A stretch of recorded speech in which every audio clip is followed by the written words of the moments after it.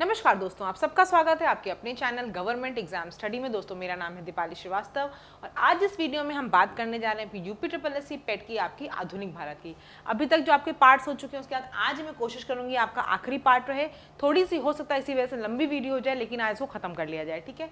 और देखो बहुत से लोग कहते हो कि मैम आप लिख लिख के पढ़ाओ। देखो लिख लिख के पढ़ाने में कोई दिक्कत नहीं है, मैं पढ़ाऊंगी, लेकिन जितनी देर मैं लिखूंगी उससे आपका सिर्फ टाइम वेस्ट होगा। मैं कोशिश इसीलिए करती हूँ, कंपाइलेशन लेकर आई हूँ जो पीडीएफ, और सबसे बड़ी बात है इस पीडीएफ से आप पढ़ रहे हो तो वीडियो सुनोगे तो आपको चीज़ें और अच्छे से रिवाइज हो जाएंगी। अब इसीलिए आपका सिर्फ टाइम बचाने के लिए चीज़ें लिखी लिखाई लाती हूँ कि आपको फटाफट पढ़ा दूँ और आपका टाइम बच जाए, जिससे कि आप इसको काम करते हुए किसी भी समय 2x में वीडियो चला चला के अपनी सुन सको, ठीक है। चलो फटाफट शुरू कर लेते हैं। कल हम लोगों ने बात की कि गांधी इरविन पैक्ट जो हुआ था 1931 में, उसमें ये बात रखी इरविन जी ने कि भाई अभी तक आप लोग गोलमेज सम्मेलन में पार्ट नहीं ले रहे हैं, इस बार जो द्वितीय गोलमेज सम्मेलन 1931 में होगी उसमें कांग्रेस को पार्ट लेना है। तो ये बात होती है कि हाँ ठीक है हम लोग पार्ट लेंगे, आप चलिए साइन हो जाता है, ठीक है। अब देखो क्या है, गोलमेज सम्मेलन की बात करते हैं। सबसे इंपॉर्टेंट जो गोलमेज सम्मेलन का क्वेश्चन पूछा जाता है, किसी एक ऐसे व्यक्ति जिन्होंने तीनों गोलमेज सम्मेलन में पार्ट लिया, तो वो कौन है? अंबेडकर जी। अंबेडकर जी ने तीनों गोलमेज सम्मेलन में पार्ट लिया। अगर हम बात कर लें कि तीनों गोलमेज सम्मेलन के समय इंग्लैंड का प्रधानमंत्री कौन था, तो कौन था? प्रधानमंत्री रैमजे मैकडॉनल्ड थे। ये नाम आपको इंपॉर्टेंट है, याद रखना। एग्जाम में देखो जो मैं पढ़ाती जा रही हूँ ना, सीधे वन लाइनर से क्वेश्चन आ रहे हैं। बहुत ज्यादा आपको एक्सप्लेन नहीं करूंगी चीजें, लेकिन जितनी चीजें आपको बताऊंगी उसमें से काफी चीजें आ जाती हैं, ठीक है। तो अंबेडकर ने तीनों गोलमेज सम्मेलन में भागीदारी की। उसके बाद मैंने क्या बताया आपको, तीनों गोलमेज सम्मेलन के समय इंग्लैंड का प्रधानमंत्री कौन था? Ramsay MacDonald. तो पूछा जाएगा आपसे गोलमेज सम्मेलन के समय कौन प्रधानमंत्री था, तो आप बताओगे रैमजे मैकडॉनल्ड, ठीक है। चलो आगे देख लेते हैं। तीन जो गोलमेज सम्मेलन थी उसकी प्रमुख चीजें देख लो। प्रथम गोलमेज सम्मेलन आपका नवंबर से जनवरी 1931 में 1930 से शुरुआत हुआ था। इसमें कांग्रेस ने भाग नहीं लिया था। दूसरे गोलमेज सम्मेलन में क्या होता है, सितंबर 1931 से दिसंबर 1931 में कांग्रेस भाग लेता है। रिप्रेजेंटेटिव कौन होता है कांग्रेस का? महात्मा गांधी। किस जहाज से गए थे? SS राजपूताना जहाज से वो लंदन गए थे। मैंने आपको ऊपर बता रखा है ये। इसमें क्या होता है, द्वितीय गोलमेज सम्मेलन में भीमराव अंबेडकर जी बोलते हैं कि दलितों के लिए एक पृथक निर्वाचक मंडल बनेगा। जैसे 1909 के तहत आपको पता होगा 1909 का जो अधिनियम था, एक्ट था, उसके तहत ही बताया गया कि मुस्लिमों के लिए अलग क्या होगा, अलग निर्वाचन मंडल होगा। वैसे ही अंबेडकर जी ने दलितों के लिए अलग निर्वाचक मंडल की बात की, पृथक निर्वाचन मंडल का मांग की। तृतीय में क्या होता है, कांग्रेस ने फिर भाग नहीं लिया और इसमें क्या हुआ, 1932 के अधिनियम की रूपरेखा रखी गई। तो आपको ध्यान देना है कि सिर्फ और सिर्फ कांग्रेस ने द्वितीय गोलमेज सम्मेलन में पार्ट लिया था, भाग लिया था, बाकी दोनों में नहीं लिया था, ठीक है। चलो आगे देख लो। सविनय अवज्ञा आंदोलन द्वितीय चरण क्यों लिखा है? क्योंकि पहला वाला सविनय अवज्ञा आंदोलन कौन सा था? 1930 वाला दांडी मार्च वाला है ना, इसमें जिसके तहत हमने क्या किया था, हमने मतलब गांधी जी ने क्या किया था, नमक कानून तोड़ा था। अलग अलग जगह पे आपने देखा था कि अलग अलग लोगों ने नमक कानून तोड़ा था। तो यहाँ पे क्या होता है, सविनय अवज्ञा आंदोलन फिर से शुरुआत होती है। कब शुरुआत होती है? द्वितीय चरण की 1932 में। डेट याद रखना, 1 जनवरी 1932 को सविनय अवज्ञा आंदोलन के द्वितीय चरण की शुरुआत होती है। लेकिन 4 जनवरी को ही सभी को बंद कर दिया जाता है कि ना कोई बाहर रहोगे ना तुम आंदोलन करवा पाओगे। तो सबको क्या हुआ, सारे नेताओं को क्या कर लिया गया, गिरफ्तार कर लिया गया। तो सबको गिरफ्तार कर लिया तो कांग्रेस ने फिर कहा कि अब तो कुछ ज्यादा हो नहीं पाएगा, तो खुद ही इन्होंने 1934 में इसे वापस ले लिया, ठीक है। 1933 में इस आंदोलन को समाप्त कर दिया और 1934 में इसे वापस ले लिया गया। अब देखो जो हम पढ़ने जा रहे हैं वो इंपॉर्टेंट है। वो क्या है आपका? सांप्रदायिक पंचाट एवं पूना समझौता, इंग्लिश में इसे बोलते हैं कम्युनल अवार्ड या फिर पूना पैक्ट। ये दोनों कब हुआ आपका? 1932 में। कम्युनल अवार्ड या फिर पूना पैक्ट। होता क्या है इसमें दोस्तों, इसमें क्या होता है देखो, जो ब्रिटिश के प्रधानमंत्री कौन थे, मैंने बताया ना आपको, रैमजे मैकडॉनल्ड। इन्होंने क्या किया, इन्होंने भाई इन लोगों की शुरू से पॉलिसी थी डिवाइड एंड रूल, सबको अलग अलग करते चलो, डिवाइड करते चलो और आराम से रूल करते चलो। इन्होंने क्या किया, इन्होंने भारतीय समुदाय के विधानमंडल में क्या किया, सांप्रदायिक पंचायत यानी कम्युनल अवार्ड की घोषणा की। इसके तहत क्या था, जो दलित वर्ग था उसको हिंदू वर्ग से अलग कर दो और अल्पसंख्यक वर्ग में सम्मिलित करने को कहा। इसके लिए पृथक निर्वाचन मंडल की व्यवस्था की गई, ठीक है। ये 1932 में कम्युनल अवार्ड दिया गया। प्रधानमंत्री जो था, सब बहुत दिमाग लगाते थे, रैमजे मैकडॉनल्ड, उन्होंने क्या किया, उन्होंने कहा कि जो अल्पसंख्यक वर्ग में दलित वर्ग को हिंदुओं से अलग करके उनका अलग वो कर दो निर्वाचक मंडल, ठीक है, उसकी व्यवस्था कर दी गई। अब क्या होता है, लेकिन इसके विरोध में जब ये दलितों को पृथक निर्वाचन क्षेत्र की बात आती है तो उसके विरोध में गांधी जी 1932 में क्या करने लग जाते हैं, आमरण अनशन पे बैठ जाते हैं। आमरण अनशन पर बैठ जाते हैं। तब क्या होता है, जब आमरण अनशन पे बैठ जाते हैं, मैं सॉरी पेन ही चलाना भूल गई, मैं आप लोगों को जल्दी जल्दी के चक्कर में कि टाइम बचाऊं पेन ही से नहीं लिख रही हूँ। तो क्या होता है, देखो 1932 में आमरण अनशन होता है। अभी तक आई होप पीछे वाली चीजें क्लियर हो गई होंगी ना, ठीक है। तो मदन मोहन मालवीय नाम याद रखना है आपको, MC राजा, राजेंद्र प्रसाद, राजगोपालाचारी, इन सब के प्रयासों से क्या होता है, 26 सितंबर 1932 को, डेट याद रखना, 26 सितंबर 1932 को गांधी जी और BR अम्बेडकर के बीच में क्या होता है, एक समझौता होता है। इसे ही हम किस नाम से जानते हैं, पूना पैक्ट से जानते हैं, ठीक है। मतलब आपको पता है शुरू में आपने देखा गोलमेज सम्मेलन के समय भी BR अम्बेडकर ने मांग की थी कि भाई दलितों का अलग निर्वाचक मंडल आप बना दीजिए, उन्होंने बना दिया, लेकिन गांधी जी क्या हुआ, इससे नाखुश हुए और वो खुद आमरण अनशन में बैठ गए। तो राजेंद्र प्रसाद आपके, C राजा और राजगोपालाचारी ये लोग बात किए गांधी जी और क्या कहते हैं अम्बेडकर जी से, और इन लोगों के बीच में समझौता हुआ। इसी समझौते को हम पूना पैक्ट के नाम से जानते हैं, ठीक है। अब देखो क्या होता है इसमें, इसके बाद क्या करते हैं, प्रांतीय विधानमंडल में सीटों की संख्या कितनी हो गई, 71 से बढ़ाकर 147 कर दी गई, ठीक है। उसके बाद आप देखोगे तुरंत 1934 में एक और इंपॉर्टेंट चीज होती है, वो क्या है, कांग्रेस समाजवादी पार्टी की स्थापना। इसके संस्थापक कौन थे, आचार्य नरेंद्र देव एवं जयप्रकाश नारायण। क्यों बता रही हूँ, कई बार एग्जाम में पूछा जाता है कांग्रेस समाजवादी पार्टी की स्थापना किसके द्वारा हुई, तो किसके द्वारा हुई, आचार्य नरेंद्र देव और जयप्रकाश नारायण, ठीक है। इसके तुरंत बाद देखो अब क्या होता है, 1934 तक हमने पढ़ा, 1937 आते ही क्या होता है, प्रांतों में चुनाव होता है। जब चुनाव होता है तो स्वाभाविक सी बात है, उस समय क्या था, सबका रुझान कांग्रेस की तरफ था, कांग्रेस ही था। तो प्रांतीय विधानमंडल में क्या होता है, 5 प्रांत में क्या होता, अभी की तरह प्रांत नहीं थे कि 28 प्रांत थे, ठीक है, आपको ये पता होना चाहिए, अभी की तरह प्रांतों का डिवीजन नहीं था। 5 प्रांतों में क्या होता है, कांग्रेस को पूर्ण बहुमत मिलता है। कौन कौन से 5 प्रांत थे वो देख लो, कई बार ये भी एग्जाम में पूछा जाता है। कौन कौन से थे, मद्रास, संयुक्त प्रांत, मध्य प्रांत, बिहार और उड़ीसा। इन 5 प्रांत में क्या था, इनकी कांग्रेस की पूर्ण बहुमत मिला, ठीक है, पूर्ण बहुमत कांग्रेस को 5 प्रांतों में मिला। लेकिन जुलाई 1937 में कांग्रेस ने 6 प्रांत में सरकार बनाई। कहाँ बना ली उन्होंने सरकार, इन 5 के अलावा बंबई में भी पार्टी बना ली। देखो उन 5 के अलावा मद्रास, संयुक्त प्रांत, मध्य प्रांत, बिहार, उड़ीसा, इसके साथ साथ इन्होंने बंबई में भी पार्टी बना ली, ठीक है, पार्टी मिला ली। मुस्लिम लीग भी थी आपको पता है, और यूनियनिस्ट पार्टी, इन्होंने मिलकर संयुक्त पार्टी कहां पर बनाई, पंजाब में। पंजाब में मुस्लिम लीग और यूनियनिस्ट पार्टी ने मिलकर संयुक्त रूप से सरकार का गठन किया। बंगाल में कृषक प्रजा पार्टी और मुस्लिम लीग ने मिलकर सरकार बनाई। तो 2 जगह अगर देखा जाए तो मुस्लिम लीग ने संयुक्त सरकार बनाई थी, कहां कहां, पंजाब और बंगाल में। इस तरह 11 में से 8 प्रांतों में सरकार चल रही थी, ठीक है। अब क्या होता है, द्वितीय विश्व युद्ध होता है। 1934 के बाद क्या आ रहा है, 1937 के बाद आपका क्या होता है, द्वितीय विश्व युद्ध होता है।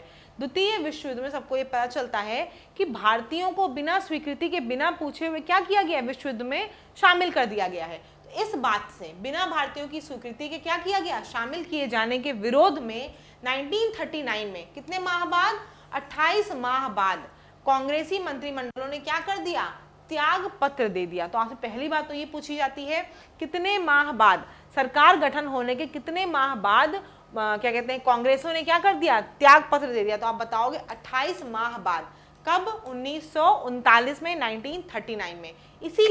इसी जब त्याग पत्र देते तो कौन सबसे ज्यादा खुश होगा इनके त्याग पत्र से, मुस्लिम लीग खुश हो जाते हैं, और वो क्या करते हैं, 22 दिसंबर 1939 को मुक्ति दिवस मनाया जाता है। 22 दिसंबर 1939 को क्या मनाते हैं, मुक्ति दिवस मनाया जाता है। आगे देख लेते हैं हम लोग इसके बाद, अगस्त प्रस्ताव में देखो क्या है, वायसराय था, क्या नाम था इसका, लॉर्ड लिनलिथगो। उसने क्या किया कि कांग्रेस ने कुछ मांग करी थी, तो उसके उत्तर में उसने क्या दिया, अगस्त प्रस्ताव, या जिसे हम लोग इंग्लिश में बोलते हैं अगस्त ऑफर। कब आता है, डेट बहुत जरूरी, कई बार क्या आता है आप देखोगे मैच द फॉलोइंग आता है तो वहां पूछा जाता है अगस्त ऑफर, 3-4 चीजें और होंगी, तो आपको डेट और मतलब आपको ईयर याद रखना है। अगस्त प्रस्ताव कब आया, 1940, किसके द्वारा लाया गया, लॉर्ड लिनलिथगो ने। कांग्रेस ने कुछ बातें बोली थी, उन्हीं के उसमें वो ऑफर लेकर आया। क्या ऑफर लेकर आया वो हम देख लेते हैं। उसने कहा कि एक तो भारत को क्या किया जाए, भारत को डोमिनियन स्टेटस दे दो, ठीक है, भारत को क्या बोला कि डोमिनियन स्टेटस दे दो, ठीक है, भारत को डोमिनियन स्टेटस। वायसराय की कार्यकारिणी में भारतीय सदस्यों की संख्या में वृद्धि, जो वायसराय की कार्यकारिणी वहां भारतीय सदस्यों की संख्या में वृद्धि कर दो। द्वितीय विश्व युद्ध के खत्म होते ही संविधान निर्मात्री परिषद का गठन भी होगा, ये भी उसने कहा, ठीक है। कांग्रेस ने डोमिनियन स्टेटस की बात ठुकरा दी, उन्होंने कहा नहीं, हमें डोमिनियन स्टेटस नहीं चाहिए। अब बात आती है किसकी, व्यक्तिगत सत्याग्रह की। ये भी कब है आपका 1940 में ही। इसमें क्या होता है, अक्टूबर 1940 में गांधी जी ने पवनार या कहां से है, महाराष्ट्र से कुछ चुने हुए व्यक्तियों को अपने साथ लेकर इसको शुरू किया। किसको, व्यक्तिगत सत्याग्रह को। तो जो व्यक्तिगत सत्याग्रह है किसके द्वारा शुरू किया गया, गांधी जी के द्वारा। कहां से, महाराष्ट्र के पवनार से शुरू किया गया। पूछा जाता है प्रथम व्यक्तिगत सत्याग्रही कौन था, तो कौन था, विनोबा भावे, और दूसरे कौन थे, जवाहरलाल नेहरू। नाम से पता चल रहा है व्यक्तिगत सत्याग्रह, तो कुछ व्यक्तियों को ही दिया जाएगा। तो पहले कौन थे, विनोबा भावे, और दूसरे कौन थे, जवाहरलाल नेहरू। उसके आगे की जानने की जरूरत नहीं है आपको। अब आगे देख लो क्या होता है, पाकिस्तान की मांग पे बात करते हैं हम। अब क्या हो रहा है, लगातार पाकिस्तान की मांग बढ़ रही है, तेजी से हो रही है, ठीक है, पाकिस्तान बनना चाहिए। तो अब 1930 में क्या होता है, 1930 के मुस्लिम लीग के इलाहाबाद अधिवेशन में, ये 1930 की बात है, बता रहे हैं क्योंकि आपको पूछा आता है कई बार कि ये जो क्या कहते हैं पाकिस्तान का पृथक राष्ट्र का विचार कहाँ से आया, कैसे ये बात जन्मी, तो ये हम लोग जान लेते हैं। 1930 में एक मुस्लिम लीग के अधिवेशन में, इलाहाबाद के अधिवेशन में क्या होता है, एक नाम है मोहम्मद इकबाल, इन्होंने सबसे पहले ये पृथक राष्ट्र का विचार दिया था, ठीक है। जैसे कांग्रेस की अधिवेशन होती थी वैसे ही क्या होता था, मुस्लिम लीग की भी अधिवेशन होती थी। उसी समय एक लोग थे, कौन थे, मोहम्मद इकबाल, इन्होंने कहा पृथक राष्ट्र का विचार कि हम लोग क्यों ना अलग राज्य बनाया जाए। तो अलग राष्ट्र का विचार किसने दिया, मोहम्मद इकबाल ने। पहली बार ये विचार यहीं से आया। पाकिस्तान शब्द का प्रयोग किसने किया, पूछा जाता है पाकिस्तान जो शब्द है इसका प्रयोग किसने किया, तो कैम्ब्रिज विश्वविद्यालय के छात्र थे, क्या नाम था इनका, चौधरी रहमत अली, इन्होंने सबसे पहली बार पाकिस्तान शब्द का क्या किया, प्रयोग किया। मुस्लिम लीग के जो लाहौर अधिवेशन थे, मुस्लिम लीग का कौन सा, लाहौर अधिवेशन 1940। देखो लाहौर अधिवेशन सभी का इंपॉर्टेंट है, कल मैंने आपको क्लास में बताया था कांग्रेस का लाहौर अधिवेशन जिसके अध्यक्ष कौन थे, आपके जवाहरलाल नेहरू थे। 1900 कब हुआ, मुझे सन बताना और मुझे बताना वो लाहौर अधिवेशन क्यों आपका फेमस है। ये लाहौर अधिवेशन फेमस है मुस्लिम लीग का। जो आपका कांग्रेस का अधिवेशन लाहौर अधिवेशन हुआ जिसके अध्यक्ष जवाहरलाल नेहरू थे, कमेंट सेक्शन में बताना वो अधिवेशन आपका क्यों फेमस था, क्या उससे इंपॉर्टेंट चीज जुड़ी हुई है, बताना मुझे।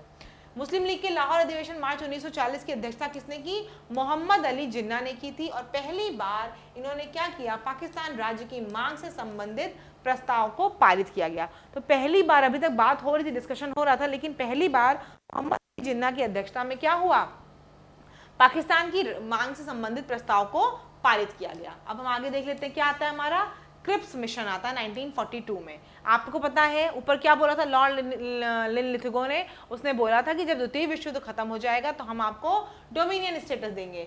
तो क्रिप्स मिशन में क्या होता है 1942 में, क्लियरली दिख रहा है ना आपको, साइड में ज्यादा हो गया लग रहा है, हाँ। तो क्रिप्स मिशन में क्या होता है, युद्ध समाप्त होने पर भारत को डोमिनियन स्टेटस का दर्जा और संविधान निर्मात्री परिषद का गठन किया जाएगा।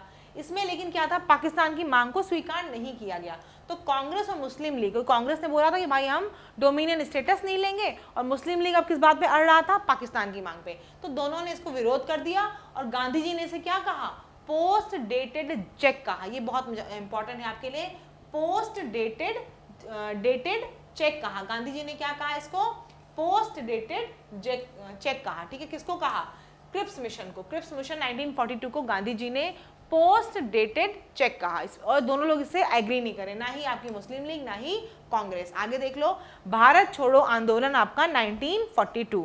भारत छोड़ो आंदोलन में क्या होता है, देखो 7 अगस्त 1942 को कहाँ शुरू हुआ, ये आपका डेट बहुत इंपॉर्टेंट है, आपको अच्छे से रटी होनी चाहिए भारत छोड़ो आंदोलन की डेट। 7 अगस्त 1942 को कहाँ पे, बंबई के ग्वालियर टैंक मैदान में अबुल कलाम आजाद की अध्यक्षता में कांग्रेस का अधिवेशन आयोजित किया गया। 7 अगस्त 1942 को बंबई में ग्वालियर टैंक में, ठीक है। वहीं से अबुल कलाम आजाद, अध्यक्ष कौन थे, अबुल कलाम आजाद, इनकी अध्यक्षता में कांग्रेस का अधिवेशन आयोजित किया गया। इस अधिवेशन में क्या होता है, 8 अगस्त को भारत छोड़ो आंदोलन के प्रस्ताव को पारित किया जाता है। 8 अगस्त को पारित किया गया कि भाई पास कर दो इसको, और गांधी जी के नेतृत्व में एक जन संघर्ष चलाने का निर्णय लिया जाता है। इस आंदोलन में गांधी जी ने नारा दिया था, क्या दिया था? करो या मरो। तो भारत छोड़ो आंदोलन के समय गांधी जी द्वारा जो दिया गया नारा बहुत फेमस था, वो कौन सा था? करो या मरो। ठीक है, आगे देख लो। अब 9 अगस्त को, 8 अगस्त को पारित हो गया, 9 अगस्त को क्या होता है? गांधी जी को 0 आवर के तहत गिरफ्तार कर लिया जाता है। और इनको कहाँ रखा गया? देखो ये आपको याद रखना है। जेल कौन सी थी? आपको मैंने कल बताया था, यरवदा जेल। तो जेलों को याद रखना, कौन सी जेल में कब कहाँ जा रहा है वो याद रखना, कई बार वो भी क्वेश्चन आते हैं। ठीक है, तो गांधी जी को कहाँ गिरफ्तार करके रखा गया? आगा खां पैलेस में रखा गया। जवाहरलाल नेहरू, गोविंद बल्लभ पंत, इन सब लोगों को कहाँ रखा गया? पट्टभी सीतारामैया को, जेबी कृपलानी को, इन लोगों को कहाँ रखा गया? अहमदनगर जेल में रखा गया। ठीक है, राजेंद्र प्रसाद को कहाँ? पटना में। जयप्रकाश नारायणन को हजारीबाग के सेंट्रल जेल में रखा गया। बाद में जो जयप्रकाश नारायणन थे, क्या हुआ? जेल से फरार हो गए, जेल से फरार हो गए और नेपाल में आजाद दस्ते का इन्होंने गठन किया और अंडरग्राउंड होकर ये आंदोलन चलाते रहे। बहुत इंपॉर्टेंट है, जयप्रकाश नारायण वहां से फरार हो गए थे और अंडरग्राउंड होकर आंदोलन को चलाते रहे। ठीक है, राम मनोहर लोहिया, इन्होंने क्या किया? इन्होंने रेडियो पर, ये रेडियो पर नियमित रूप से बोलते थे। कौन? राम मनोहर लोहिया, ये रेडियो पर नियमित रूप से बोलते थे। गुप्त रेडियो संचालन में और लोग जुड़े थे, एक और नाम याद रखना, वो है उषा मेहता जी का। ये भी कई बार पूछा जाता है, उषा मेहता जी भी गुप्त रेडियो संचालन में काफी सक्रिय भागीदार थी। ठीक है, आगे देख लेते हैं नेक्स्ट इसके बाद कौन है। अब इस आंदोलन के दौरान 1942 में भी आंदोलन चल रहा है। कुछ जगह क्या होता है? पैरेलल सरकार बोलते हैं या फिर समानांतर सरकार का गठन हो जाता है। क्या हो जाता है? समानांतर सरकार का गठन होता है। ऐसी ही को समानांतर सरकार की बात करते हैं तो हम, तो एक आपको दिख रहा होगा बलिया में चित्तू पांडे, बलिया में चित्तू पांडे के नेतृत्व में समानांतर सरकार का गठन किया जाता है। बंगाल के मिदनापुर जिले के तामलुक नामक स्थान पर जातीय सरकार की स्थापना की गई। ठीक है, सतारा की समानांतर सरकार सबसे लंबे समय तक चली। ठीक है, सबसे लंबे समय तक 1945 तक सतारा की समानांतर सरकार चली। आगे देख लो, हिंदू महासभा और मुस्लिम लीग, इन दो लोगों ने क्या किया? भारत छोड़ो आंदोलन का समर्थन नहीं किया। हिंदू महासभा और मुस्लिम लीग दोनों लोगों ने ही भारत छोड़ो आंदोलन का समर्थन नहीं किया था। आपसे मैंने वहां बताया था, किसका नाम बताया था? वेब मिलर का नाम। कब बताया था? जब आपका सविनय अवज्ञा आंदोलन था, उसमें मैंने आपको नाम बताया था ना, दांडी मार्च के समय कौन सा अमेरिकी पत्रकार था? वेब मिलर था। देखो यहाँ पर महात्मा गांधी के साथ कौन सा अमेरिकी पत्रकार था? Louis Fischer. भारत छोड़ो के टाइम पे कौन था? Louis Fischer. और सविनय दांडी मार्च के समय कौन था? वेब मिलर था। ये सब याद रखना चाहिए, बता रही हूँ मैं। गांधी जी के ये जीवनीकार भी हैं, ये महात्मा गांधी के साथ थे इस समय। ठीक है, जब आंदोलन चल रहा था। आगे देख लो, हम लोग किस पे आ गए? आजाद हिंद फौज पे। थोड़ी सी और क्लास होगी, लेकिन प्लीज देख लेना उसको। आजाद हिंद फौज में क्या था? इसकी सर्वप्रथम स्थापना का विचार कहाँ है, किसके उससे आया? अच्छा, आजाद हिंद फौज सा कई बार पूछा जाता है, इसकी स्थापना का विचार किसके मन में आया? तो कई लोग बोलते हो सुभाष चंद्र बोस, तो ये गलत है। सुभाष चंद्र बोस के द्वारा नहीं हुआ था। इनकी स्थापना का विचार सेना के अधिकारी कौन थे? कैप्टन मोहन सिंह, इनके दिमाग में आया था। किसके दिमाग में आया था? कैप्टन मोहन सिंह आपकी सेना के अधिकारी थे। इनके ही दिमाग से क्या हुआ? इसका आपका विचार आया था। ठीक है, किसका? आजाद हिंद फौज का। सितंबर 1942 में क्या हुआ? आजाद हिंद फौज के पहले डिवीजन का गठन किया गया। जुलाई 1943 में कब आते हैं? देखो अब सुभाष चंद्र जी कब आते हैं? जुलाई 1943 में सुभाष चंद्र बोस सिंगापुर पहुंचते हैं, जहां इन्हें आजाद हिंद फौज का क्या घोषित किया गया? सेनापति घोषित कर दिया। और इन्होंने यहाँ पे क्या नारा दिया? तुम मुझे खून दो, मैं तुम्हें आजादी दूंगा। ठीक है, सुभाष चंद्र बोस ने क्या किया? सिंगापुर में भारत की अस्थायी सरकार की स्थापना की और रंगून को हेडक्वार्टर बनाया या फिर मुख्यालय बनाया। जर्मनी और जापान ने क्या किया? इनका समर्थन किया था। जो अस्थायी सरकार बनाई ना हमने सिंगापुर में, इसका समर्थन किसने किया? जर्मनी और जापान ने किया। सुभाष चंद्र बोस ने देखो रानी लक्ष्मीबाई के नाम पर रानी झांसी रेजिमेंट नामक स्त्री सैनिकों का एक दल बनाया। ठीक है, स्त्री सैनिकों का एक दल जो बनाया था, उसका क्या नाम था? रानी लक्ष्मीबाई के नाम पर रानी झांसी रेजिमेंट। आगे देख लो, 1943 में और क्या होता है? नवंबर में जापान ने अंडमान और निकोबार द्वीप सुभाष चंद्र बोस को दिया, उनकी मदद से लिया। और इसका नाम क्या रखा जो अभी आजकल चल रहा है? शहीद द्वीप और स्वराज द्वीप। दिख रहा है क्या? इतना नीचे वाला आपको नहीं दिख रहा है, ये नहीं दिख रहा आपको। चलो उसको ऊपर कर लेते हैं। तो आपने, मैंने क्या बताया आपको कि इन्होंने कहाँ बनाई? इन्होंने सिंगापुर में अपनी अस्थायी सरकार बना दी भारत की, और रंगून को मुख्यालय बनाए। किसका समर्थन मिला? जर्मनी और जापान का। उसके बाद क्या करते हैं, जापान ने अंडमान निकोबार द्वीप समूह जो पाया, उन्होंने क्या किया, सुभाष चंद्र बोस ने उसका नाम क्या रखा, शहीद द्वीप और स्वराज द्वीप रख दिया। अब 1944 में क्या होता है, भारत की मुख्य भूमि पर आजाद हिंद फौज सबसे पहले कहां अपना झंडा फहराती है? देखो, आजाद हिंद फौज द्वारा सबसे पहले कहां पर झंडा फहराया जाता है? 1944 में। किस समय? 1944 में। कहां फहराया जाता है झंडा? देखो, ये आपका फहराया जाता है मणिपुर में। मणिपुर में अपना झंडा फहराया, ठीक है। अब सुभाष चंद्र बोस ने स्वतंत्रता संघर्ष के दौरान नाजी जर्मनी में फ्री इंडियन लीजन नामक सेना बनाई थी, ठीक है। फ्री इंडियन लीजन नामक सेना बनाई। आगे देख लो, 1945 में क्या होता है, जो आजाद हिंद फौज के सिपाही थे उन्होंने क्या कर दिया, आत्मसमर्पण कर दिया। और इसके पश्चात उनका मुकदमा चला। कहाँ मुकदमा चला? लाल किले में मुकदमा चलाया गया। ये जितनी चीजें बता रही हो, अगर प्रीवियस ईयर पढ़ते हो, कहीं से पढ़ते होगे फैक्ट, तो ये सब आपको दिखता होगा कि ये पूछा जाता है आजाद हिंद फौज के जो लोगों ने आत्मसमर्पण किया उसका मुकदमा कहाँ चलाया गया? लाल किले में चलाया गया। उनके बचाव में कौन आगे आया? तो उनके बचाव में देखो भूला भाई देसाई, ये उनके बचाव में प्रमुख थे। कौन थे? भूला भाई देसाई। भूले भटके वो आ गए आजाद हिंद फौज के सेनानियों की मदद करने के लिए। तो भूला भाई देसाई प्रमुख थे और इनके साथ जो और थे वो कौन थे? सप्रू थे, आपके काटजू थे, आसफ अली, ये सब इनके सहायक थे, ठीक है। हम बात कर लेते हैं अगर, तो जो इंपॉर्टेंट एक और फैक्ट है वो ये है आपका कि सरकार ने क्या किया था, कुछ लोगों को फांसी की सजा दे दी थी। देखो, आत्मसमर्पण किया, भूला भाई बचाव में आए, आसफ अली वगैरह इनकी क्या थी? सहायक थी, काटजू, सप्रू, ये सब। अब सरकार ने क्या किया, गुरु बख्श सिंह ढिल्लों को, सहगल को, शाहनवाज खान को क्या दी? फांसी की सजा दी। लेकिन बाद में लोगों ने इतना ज्यादा विरोध कर दिया इसका कि उसके जन विरोध के कारण क्या हुआ, वायसराय ने सजा माफ कर दी, ठीक है। उनको सजा मिल गई थी, इन 3-4 लोगों को किसके उसमें फांसी की सजा मिल गई थी। आजाद हिंद फौज के लोग सेना नायक थे, लेकिन लोगों ने इतना ज्यादा जन विरोध किया कि क्या हुआ, इनकी ये सजा माफ कर दी गई। आगे देख लेते हैं हम लोग, वेवेल योजना तथा शिमला सम्मेलन। इसमें क्या होता है, देखो जून 1945 में, अभी कब का है शिमला सम्मेलन, वेवेल प्लान सब 1945 का। जून 1945 को क्या होता है, भारत के जो वाइसरॉय थे, क्या नाम था इनका, लॉर्ड वेवेल, इन्होंने एक योजना का गठन किया, ठीक है। इन्होंने क्या किया, योजना का गठन किया। 1945 में वाइसरॉय लॉर्ड वेवेल ने एक योजना प्रस्तुत की। इसमें क्या बातें लिखी थी, इसमें यह बात थी कि केंद्र में एक कर्मचारी परिषद का गठन किया जाएगा जिसमें कमांडर इन चीफ के अतिरिक्त शेष सदस्य क्या होंगे, भारतीय रहेंगे, ठीक है।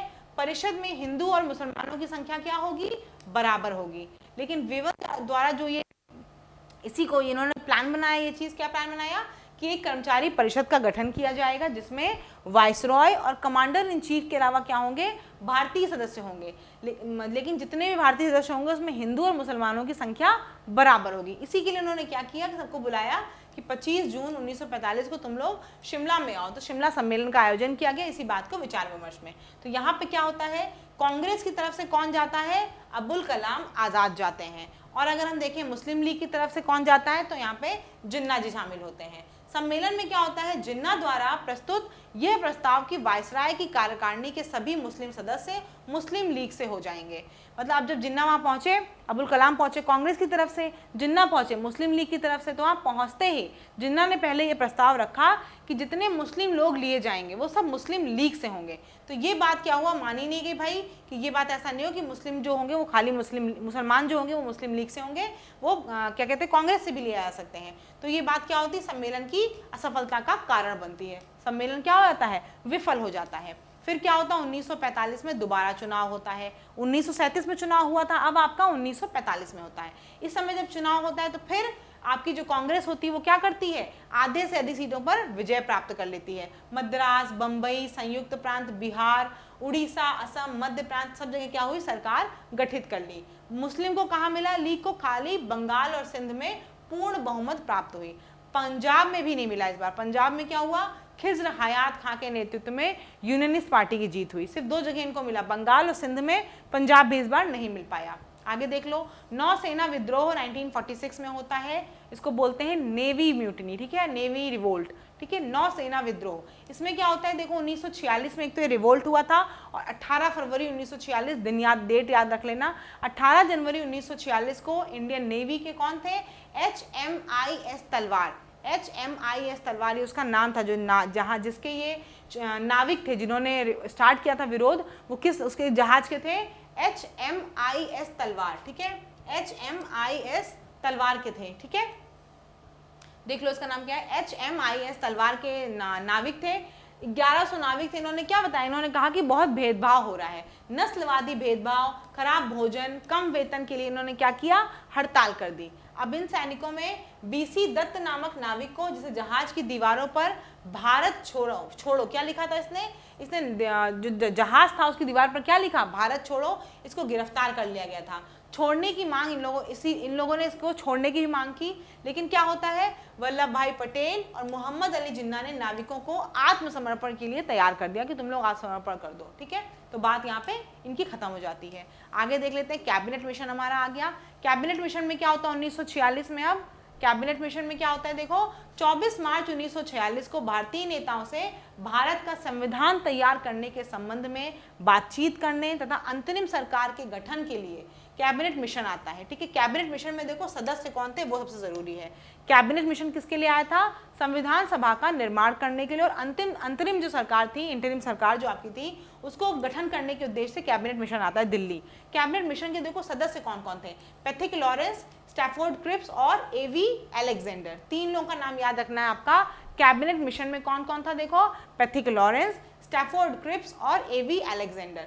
कैबिनेट मिशन ने क्या किया, पाकिस्तान की मांग को अस्वीकार कर दिया, इसलिए एक तरह से कैबिनेट मिशन भी आपका अनसक्सेसफुल रहता है, ये भी आपका सफल नहीं रहता है। अब क्या होता है, संविधान सभा के लिए चुनाव कराया जाता है कि संविधान सभा अगर बननी है तो उसके लिए क्या होगा, चुनाव होंगे। तो क्या होता है 1946 में जो चुनाव होता है, इसमें ब्रिटिश भारत की 296 सीटों में से कितने पे कांग्रेस ने जीत हासिल की थी, 208 में। अब क्या होता है, चुनाव के पश्चात वायसराय अंतरिम सरकार के लिए कांग्रेस और लीग के सामने प्रस्ताव रखते हैं, और अंतरिम सरकार में 14 सदस्यों को नियुक्त किया जाना था। कितने लोगों को देखो अंतरिम सरकार में नियुक्त किया जाना था, 14 सदस्यों को। इसमें से क्या होता है देखो, अंतरिम सरकार में क्या होता है, 14 सदस्यों को नियुक्त करना था, जिसमें से 6 सदस्य जो आपके थे वो कांग्रेस के थे, और जो 5 थे वो कहां से आए, मुस्लिम लीग से।